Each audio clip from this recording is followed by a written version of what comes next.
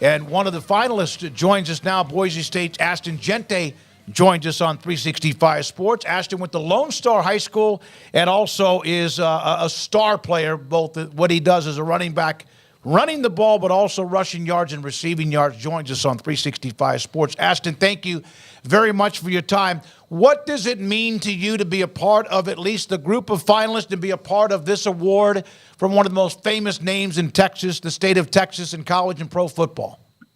Man, it's amazing, just to be talked about at, such a high standard and be selected with bunch of other great players who've done amazing things this season, and a Texas football legend, being Earl Campbell. It means the world to me, man. It's just an amazing thing to be nominated for. It's not many times you get nominated for an award, so it's just a great feeling. Ashton, your team had a coaching change mid-year this year and really rallied behind each other. What was the turning point emotionally for you guys? Because it's never an easy thing to go through when you've had struggles or when you have a coaching change, but you guys responded to it as well as anybody possibly could have. I mean, yeah. Just when Coach D came and took over, man, he brought us new life, and we knew that we had a chance to do something special, and we had a chance to write our own story, and not let all the things that happened this season affect us. And we came together as a team because we all loved each other, and we knew the amazing things that we could do if we all came together as one. Ashton, you're not from Texas originally, but you did play your high school football there at Lone Star High School. How has being a part of a military family kind of molded you as a man and those experiences, but also what kind of a place has the state of Texas carved out these last few years of being a part of football in this state? Yeah, man, just being a military kid, man, just some of these different things instilled in me, such as discipline and, just being able to handle adversity, being able to handle change, being able to adapt to any environment. I mean, I've moved pretty much every 3 years as a kid in my childhood, and finally ending up in Texas. And man, Texas, it was an amazing thing, especially to play high school football in Texas, to play against some of the best competition there is, across the country. And, it's helped me tremendously in so many different ways, being a military kid, and also coming to Texas and, being in a new environment, really getting acclimated with that Texas culture. By the way, we're talking to the Mountain West Conference Offensive Player of the Year, Ashton Jeanty from Boise State.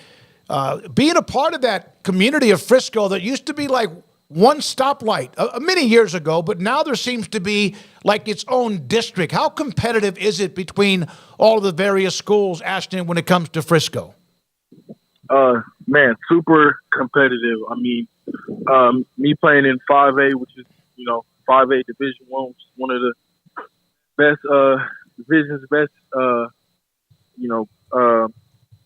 parts of Texas you can play in. I mean, I feel like it doesn't, unless you go 6A, it doesn't really get much better than that. I've played against a lot of great players. I've had a lot of great teammates. There's so many guys I played against that, they're playing college football right now and succeeding. And, that's just a testament to Texas football and how great it is, and how hard it is to play Texas football.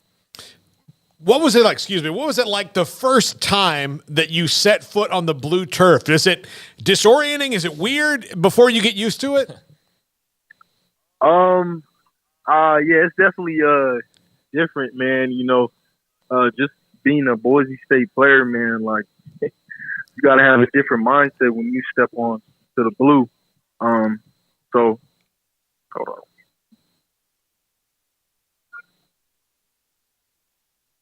Ashton, are you there? We'll try to we'll juggle our time here a little bit. So Marvin Mims, who played at Oklahoma, of course, a tremendous player, played at the same school, a little bit older than Ashton, played at Lone Star High School as well in Frisco, which is a school that had Frisco High. And now there are, what, Garrett? Like it seems to me to be about 10 or 12, 14 schools. Ashton, we lost you there for a second. We were talking about, Paul asked you about stepping on that blue field at Boise State. Yeah. It's definitely just something different, something to get used to. But, when you step on that blue turf, it's just something different about it than stepping on any other field. You got to have a different mindset, a different attack, a different way of playing the game. I mean, there's a lot of blood, sweat, and tears on that field. And, just the tradition, just that being the only blue field, I mean, you can feel something special when you step out on the blue turf. Ashton, you've already announced that you're going to be coming back to Boise. Spencer Danielson, officially the head coach moving to next season. Just can you describe sort of the electricity surrounding already the build-up for next year? Not to get too far ahead of ourselves here, but are the fans in Boise already pretty pumped up about what they've seen, but also what's coming up? It's going to be something tremendous. I mean, Coach D has already done a great job. I mean, this offseason, just in recruiting. But, I really do think that we have something special brewing in Boise State. And, that's what attracted other players to come here and join this program this season. And even the players who, are returning, we all have a great special connection. And we know we have a chance to do something amazing here at Boise State, and potentially with the way things are now, make the college football playoffs. Yeah, I was going to ask you about that. How much now that at least there is the chance, and maybe there was, but with Cincinnati a couple of years ago or so, but the chance to be able to get an automatic bid if you guys do well enough.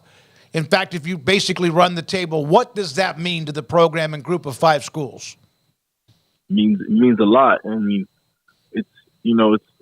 it's totally a different, approach to the season now that, if you handle business, I mean, you can be playing for the big one because, regardless if you went undefeated, more times than not, you're not going to make it as a group of 5 school. But now that it's a level playing field, I mean, we're coming for everything, man. We're going to attack it as hard as we can possibly. Ashton, I don't know if you can comment, and if you can't, that's fine. And I know we don't have much more time with you. We appreciate the time. Can you comment yet on the new quarterback on campus or about to be on campus at Boise State? Yeah. I mean, Malachi Nelson? Yeah.